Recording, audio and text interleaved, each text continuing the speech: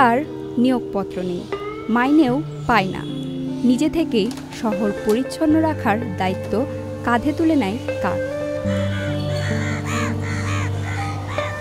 ঝাড়ুদার বলেও পরিচিতি আছে, তবুও কাকের কমে যাওয়া নিয়ে শহরে শোরগোল নেই কেন? কাকের কালো রং, লম্বা চঞ্চু, কর্কশ্বর কি এর কারণ? কাকের মাংস তিতকুটে, তাই শিকারী পাখি বা অন্যান্য প্রাণী এর প্রতি আগ্রহ দেখায় না। কেবল প্রকৃতিদরদী কবি জীবনানন্দ দাশকেই দেখি ভোরের কাক হয়ে আবার এই বাংলায় ফিরে আসার আগ্রহ রাখেন, যিনি কবি শামসুর রহমানের কাক কবিতার অনুষঙ্গ হিসাবে দৃঢ় ও তীর্যক কাক এঁকেছিলেন। তবে সময়ের বিবর্তনে খোদ রাজধানী থেকেই হারিয়ে যেতে বসেছে প্রকৃতিতে অবদান রাখা কাক। একটা সময় রাজধানীবাসীর ঘুম ভাঙত কাকের ডাকে। ভোরের আলো ফোটার আগেই কাকের ডাক শুরু হয়ে যেত পাড়া মহল্লার আস্তাপুরে। শহরের আনাচে কানাচে এই পাখির সংখ্যা ছিল চোখে পড়ার মতো, কিন্তু নানা কারণে আর শহরটিতে আগের মতো কাক চোখে পড়ে না। রাজধানীর বিভিন্ন এলাকা ঘুরে দেখা গেছে কাকের সংখ্যা একেবারেই হাতে গোনা। তবে রাস্তার পাশে কিংবা ময়লার ভাগাড়ের আশেপাশে কাকের সংখ্যা কিছুটা বেশি।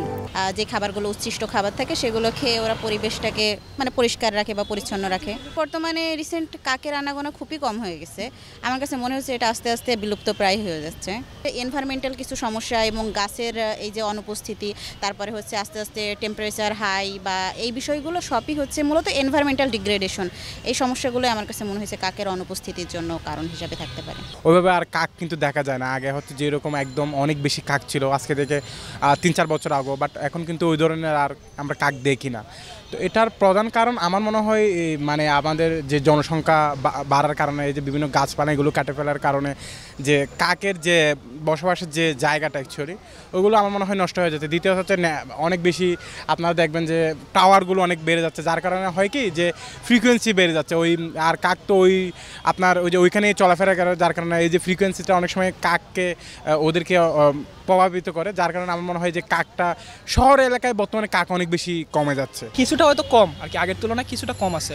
ওরা খানা পাচ্ছে না অনেক দিন ধরে, ক্যাম্পাস বন্ধ থাকে অনেক সময়। কুকুর, প্রাণী, কাক এগুলো অনেক খানা থেকে বিরত থাকার কারণে ওরা একটু কমছে। অপরিকল্পিত নগরায়ন, বাসস্থান ও খাদ্য সংকটের পাশাপাশি মোবাইল টাওয়ারের মতো প্রযুক্তিগত স্থাপনার কারণে দিন দিন কমছে কাকের সংখ্যা, যার প্রভাব ব্যাপকভাবে পড়ছে পরিবেশে।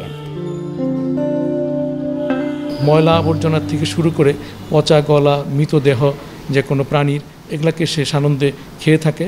এগুলা আমাদের পরিবেশের জন্য অবশ্যই বেশিক্ষণ অবস্থান করাটা স্বাস্থ্যসম্মত না।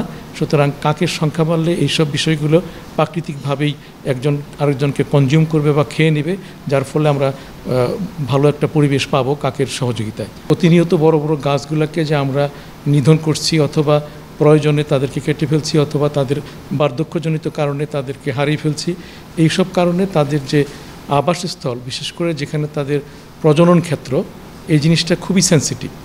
প্রজনন ক্ষেত্র যদি তাদের মনোপুত না হয়, শুধু কাক না যে কোনো প্রাণী এই প্রজনন করবে না।